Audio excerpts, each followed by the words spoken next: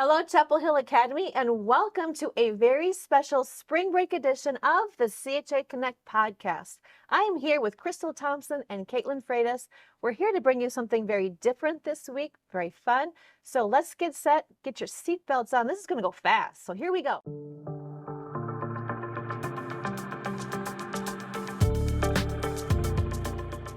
Okay, this is how it's going to go. We have one question at a time and 2 minutes for an answer. Each person will have about a minute to answer the question. So here we go. Are you ready?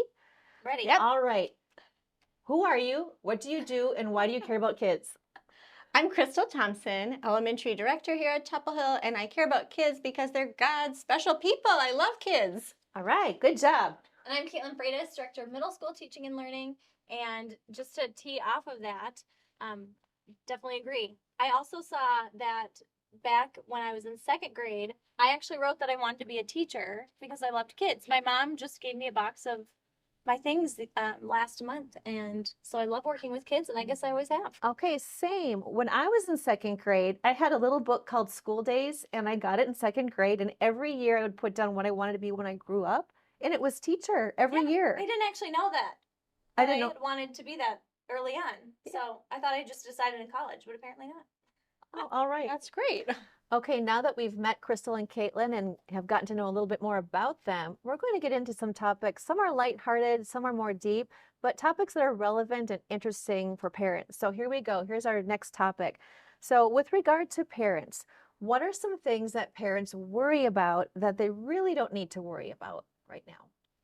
I think one of the things I'm seeing or experiencing, even I feel it as a parent my own self, but worrying about how my child feels. Yes, God gave us emotion, and what we do with them really matters. I think oftentimes out of love for our child, we want to smooth the things over for them so they don't feel disappointment. They don't feel that regret. Some of those things when our kids are going through that, it can be hard for us to watch as a parent.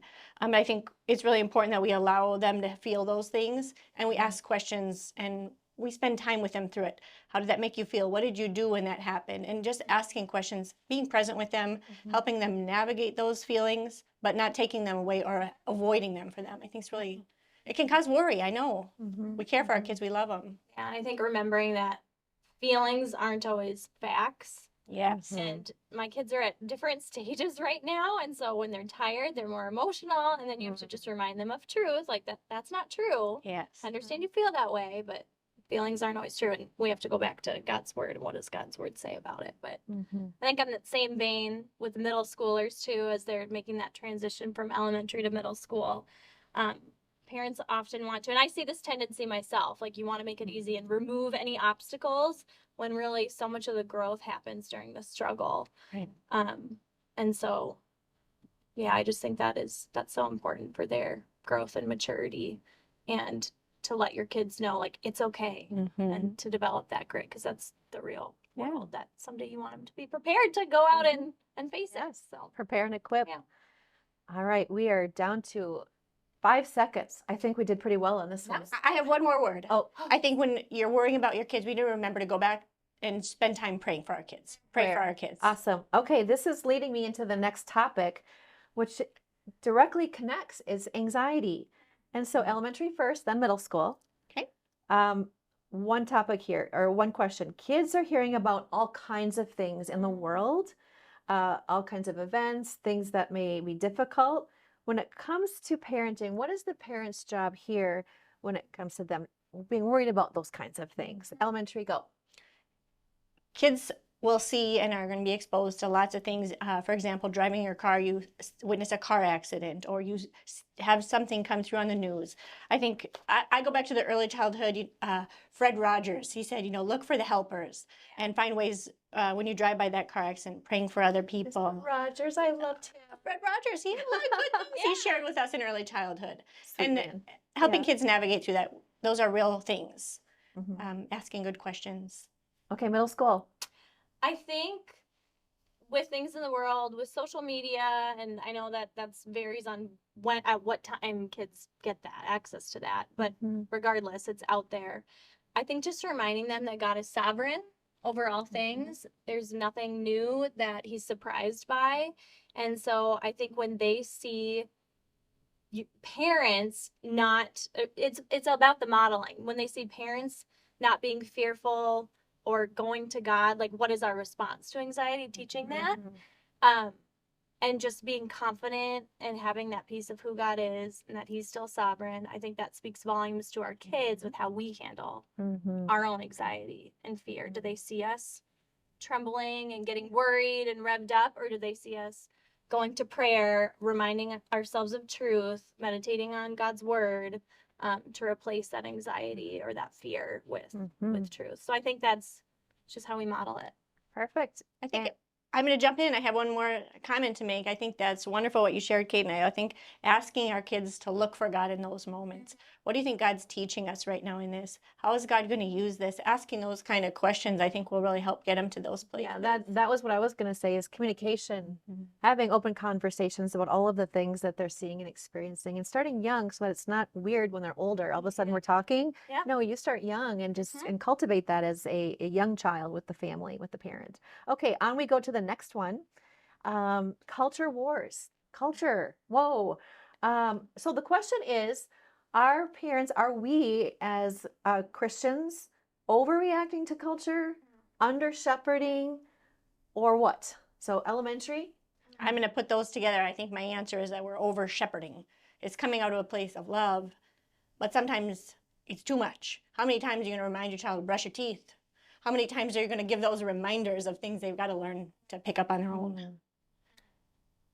When you say culture wars, are you saying like how we're influenced by culture around us? Yeah, there's a lot around us that may be difficult to process for kids that are trying to navigate the world, and parents are trying to really establish that biblical worldview or parent them through that. So are we overprotecting them from experiencing or understanding what the world is, or are we not shepherding them enough and giving those boundaries, those guardrails that students or children, our students, but kids need, to get through that? I think it's a timing thing. I want my kids to be trained and prepared at an age before they enter culture, like full-on culture, and assimilate to that. I want them to have a firm foundation.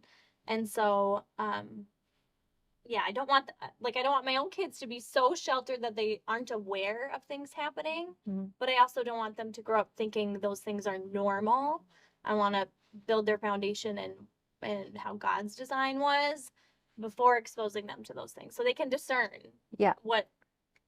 It goes back to what George Barna says, is that biblical worldview training from 18 months to 13 years old.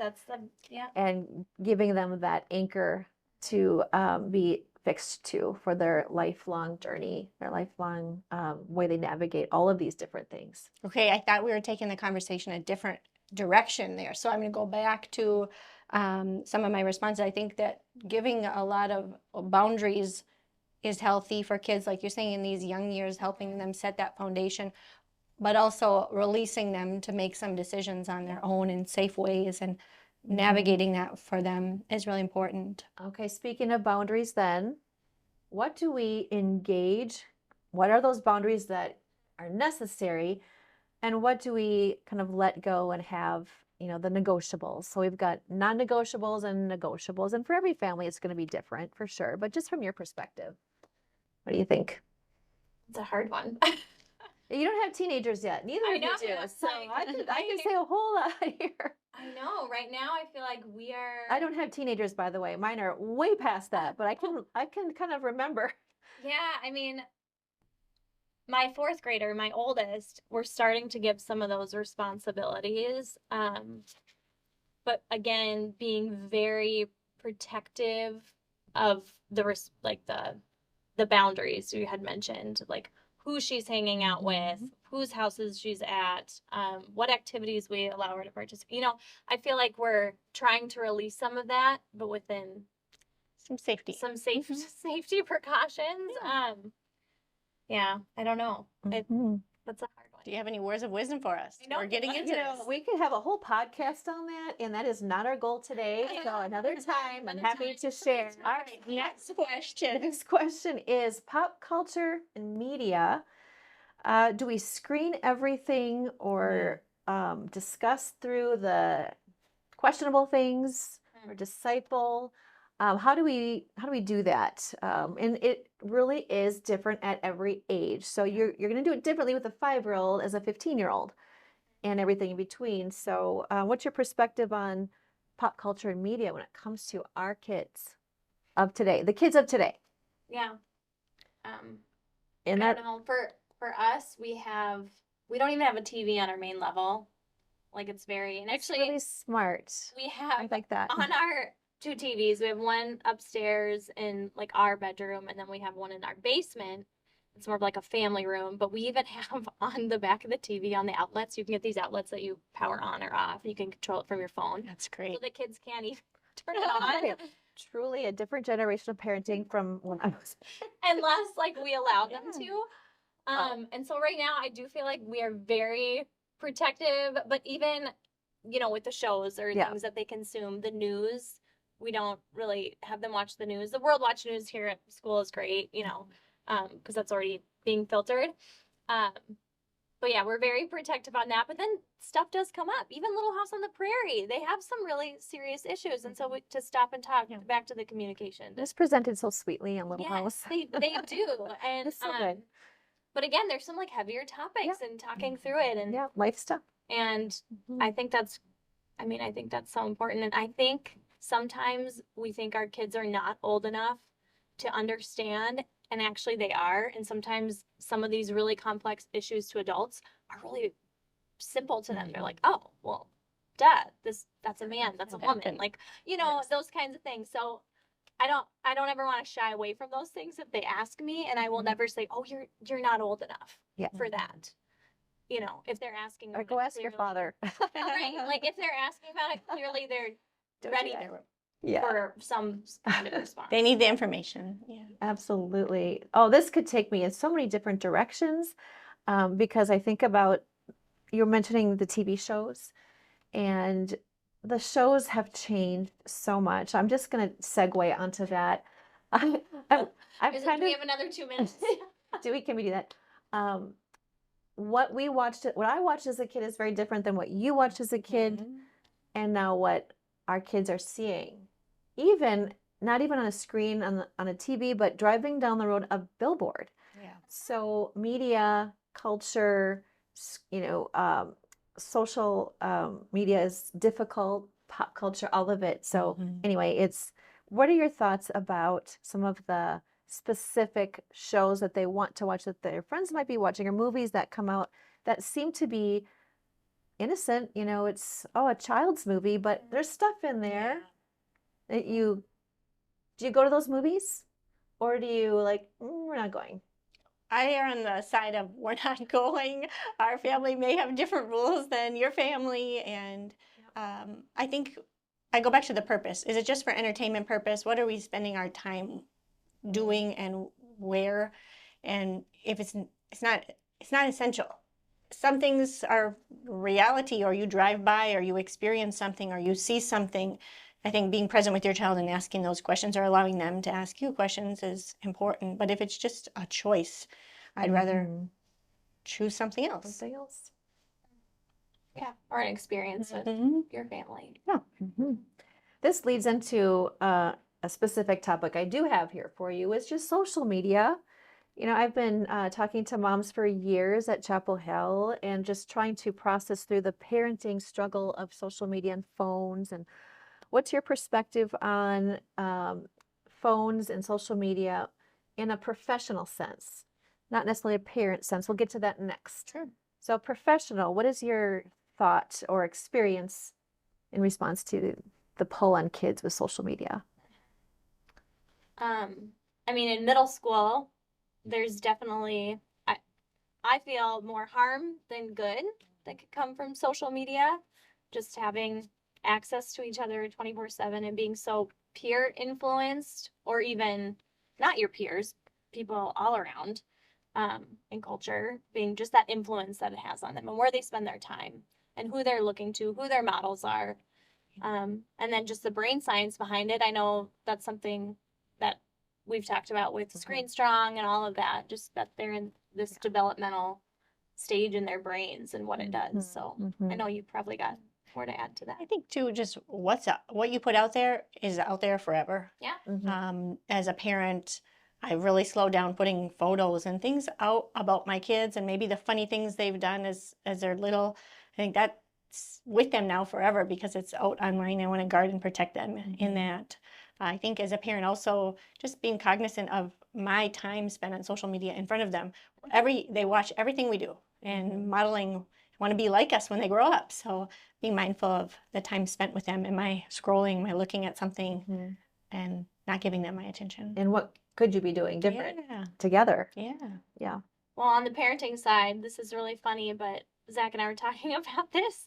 We're like, oh, what are we going to do? Right now, our kids are too young, but as we hit that threshold of making that choice, he's like, I think what we need to do is if they don't get social media while they're in our house, like till they're graduated, when they're 18, we pay for their car, not a nice car, but like we pay for their car, their insurance, their gas. If they want to get social media as a teenager, like, you know, he's like, we gotta dangle a carrot. Brainstorming ideas. I do that. What our plan is. I do that. Something like that Yeah. where they're motivated to have something else. And there's so many other types of phones out there right now, like the light phone and, you know, Options. there's some Those are options. good. Yeah. Recently just got a old school plug it in the wall twirly cord phone from my family. It's in the living room and there's no screen. The kids can call, and I realized when we first got it that they really needed to practice how to have a conversation with somebody that they couldn't see, asking questions, answering questions, having that awkward silence, like you have to ask another question or follow up. You have to listen well what the other person is saying. And so that has been a fun little opportunity for them. That is just really say opportunities. They're wanting to engage and have relationship and conversation. I know we've gotten off track on our timer, but this is so good. I have to add a story. Me and my stories. I remember when I was in preschool, there was a specific lesson I had to pass, and it was a big black cradle phone, you know, with the dial. And I had to dial my phone number and practice using the phone. It was something like, hello, Miller residence, or my mom was remarried, so Miller residence, this is Kassie speaking. You know, I had to do that as preschool. Yeah, I don't think it was the dial though. No. I do remember we had to memorize our telephone number And how to answer the phone. and how to answer the phone. I actually do remember this. It's been a great skill in our home. It's been really fun. The phone rings as a fun ringtone, and they have to like ask who's calling. And you have to memorize numbers. Okay, time out. We got to get back on track here. Here we go. All right. Balancing time is our next topic. Here we go. Time. Everyone seems to be maxed out with this whole concept of time. What can families do today that can simplify life? What do you think? Crystal, go. I don't know if it's simplifying time, but I'm thinking simplifying.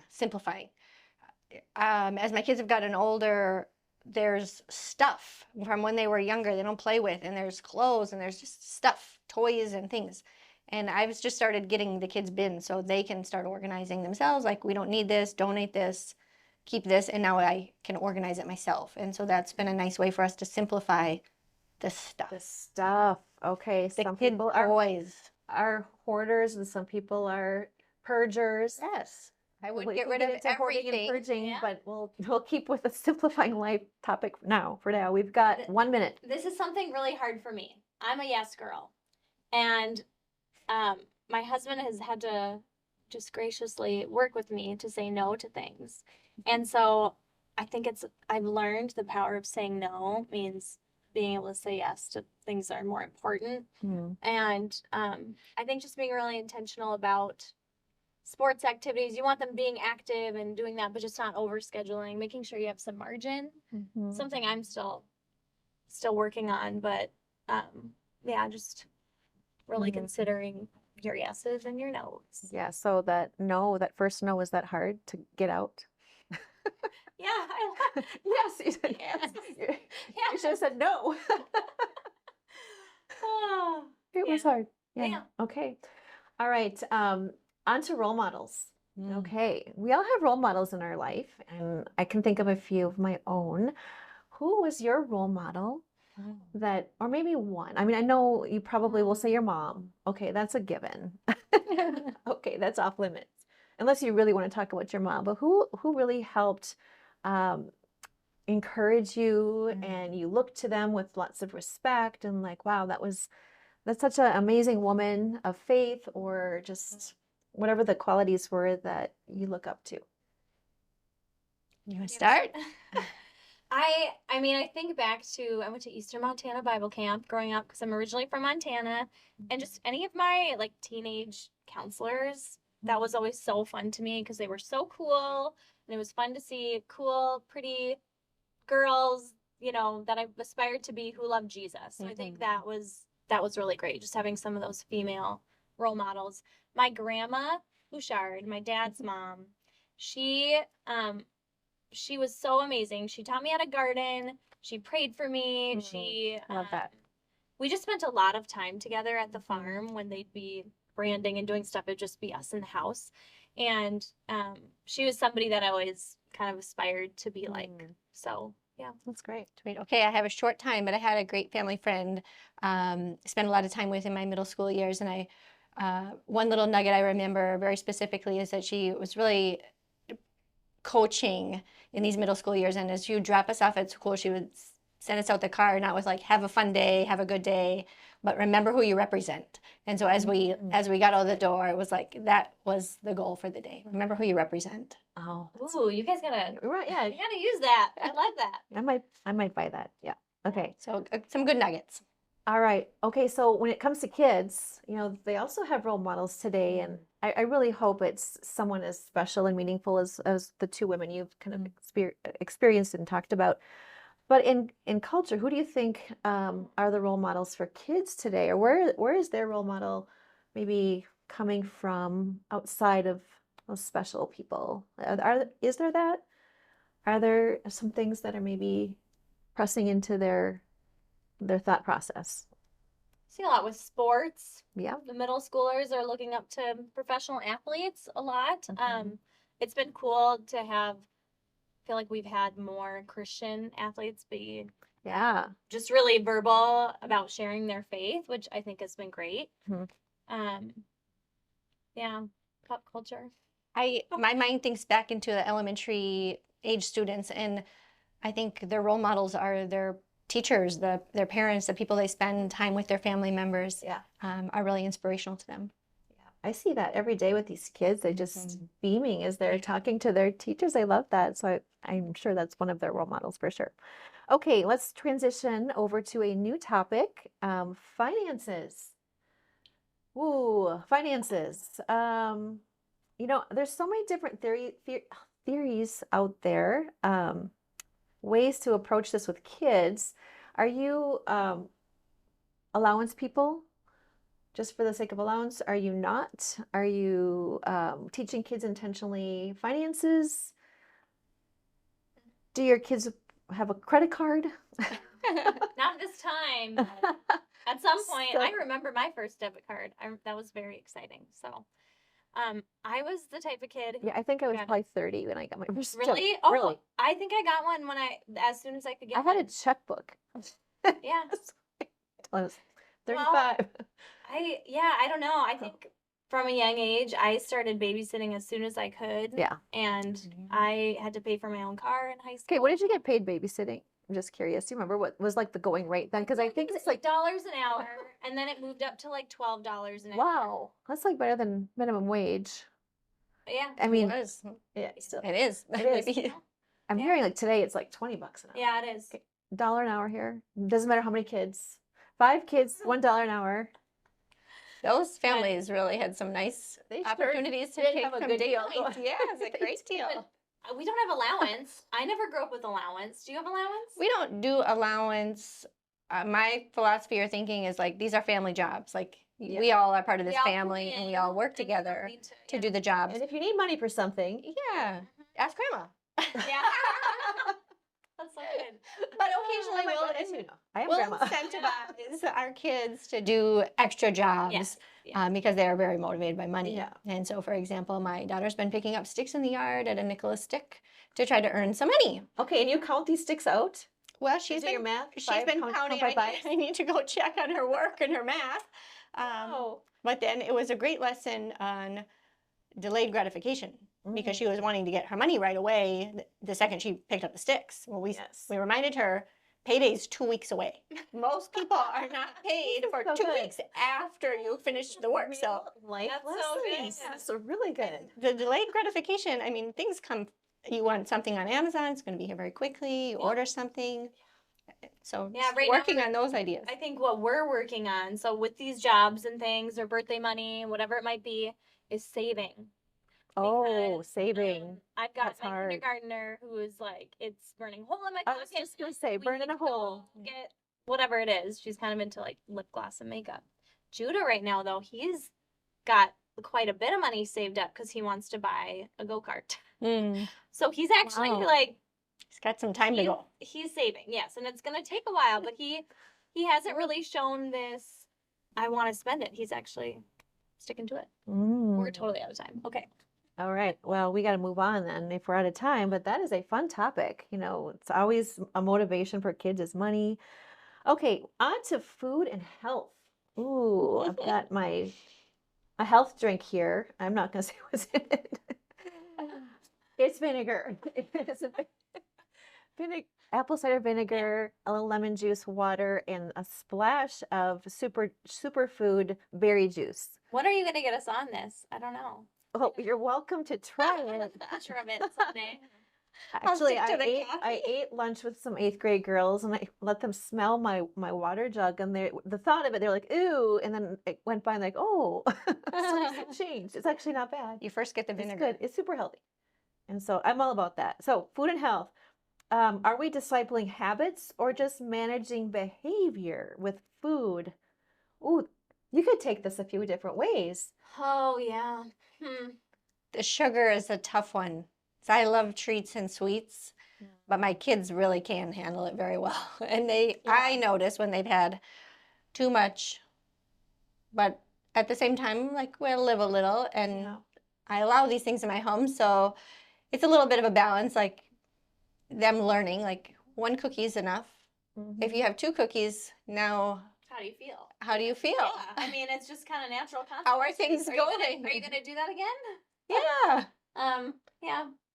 Well, vegetables, healthy foods, do you make them eat them? You're not leaving the table until your plate is clean, or take one bite and try it and then you're off the hook? Like, what do you think? If we have dessert, like last night, our dessert, this was kind of funny. It was berries and whipped cream. Just like Yes. no sugar, just like berries and That's like whipped a cream. It was keto dessert. That's great. Yeah, my Easy kids were eating the dessert. same thing last That's night. super good. But our youngest was like, not. I was like, you have to eat the rest of the broccoli, like from your stir fry. Like, you don't have to eat the noodles, but eat the rest of the broccoli and the meat, like get the protein and the whatever.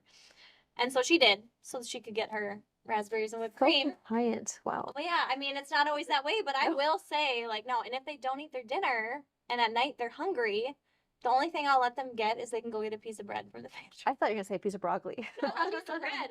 I'm just like, Okay. okay, if you didn't eat your dinner, like, you're not getting anything fun, Yeah. or I'm not getting out cereal or whatever. Like, Piece of bread. can go Not get a even piece of bread. butter. No butter. oh, they can do butter. Okay. They can do butter. That's very nice of you.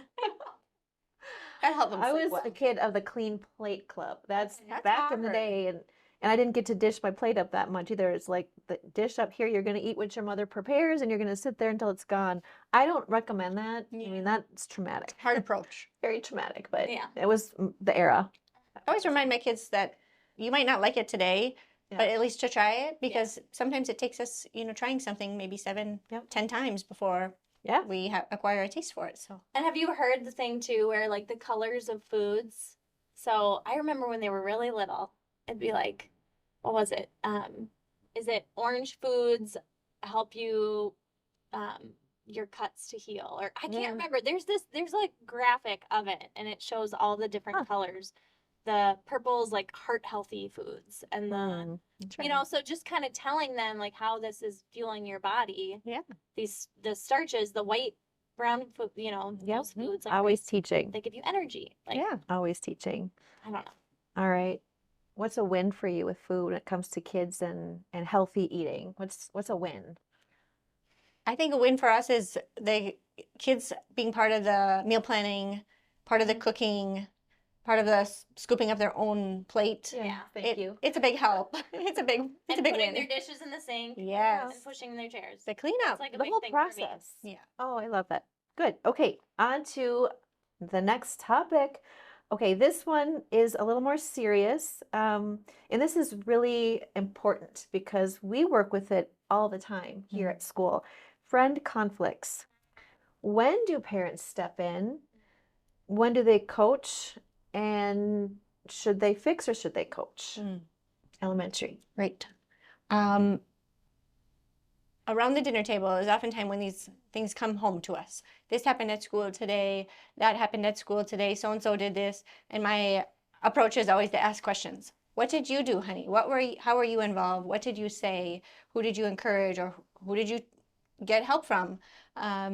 To really be more that coaching voice. I think the only time that I maybe would step in if my child wasn't safe, but I have never experienced that here, as loving adults and caring teachers that have just taken amazing care of them. Yeah.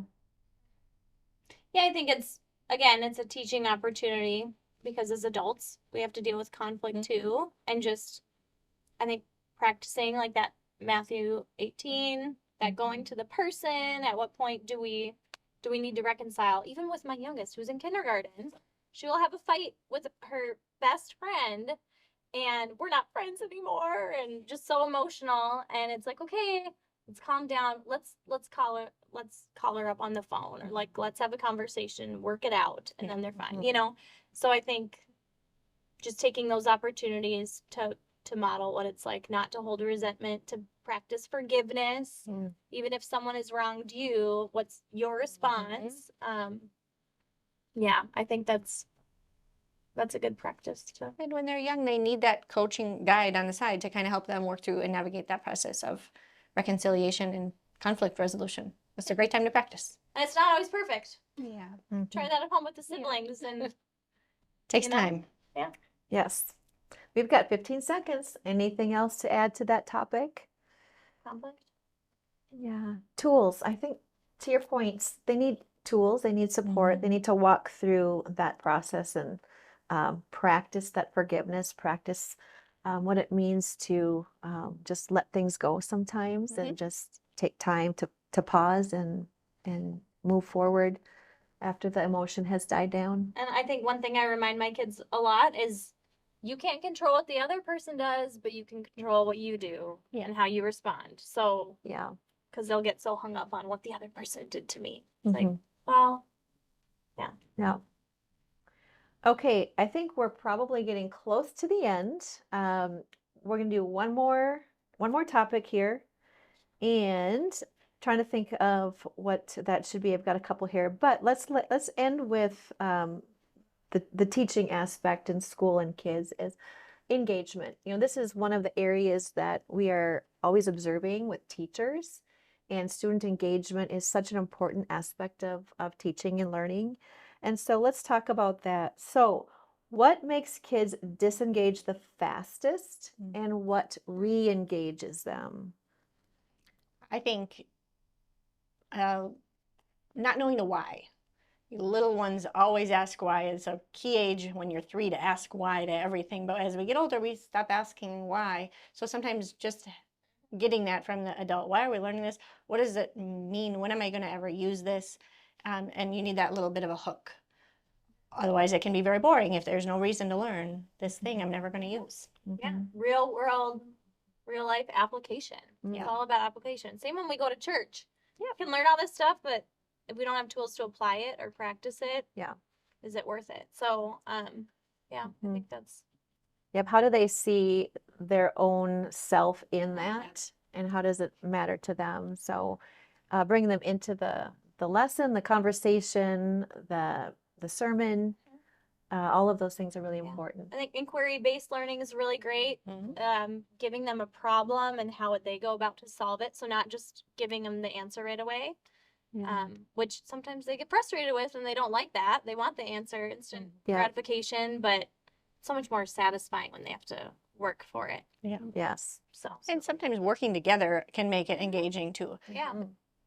A lot of our young students are verbally processing their thinking, and to have somebody to have that conversation with can really help them engage too. Anytime that students can take ownership in the learning or have a choice within whatever discipline it is, I think that's good, especially for middle school. Anytime there's choice, Yes. they can take some ownership in it. All right. Well, I think that's a wrap. We've had some great discussion here, some fun topics. Thank you so much, Katelyn and Crystal, and your heart for kids, your heart for families, and your heart for this ministry. This has been really fun. We'll have to do this again.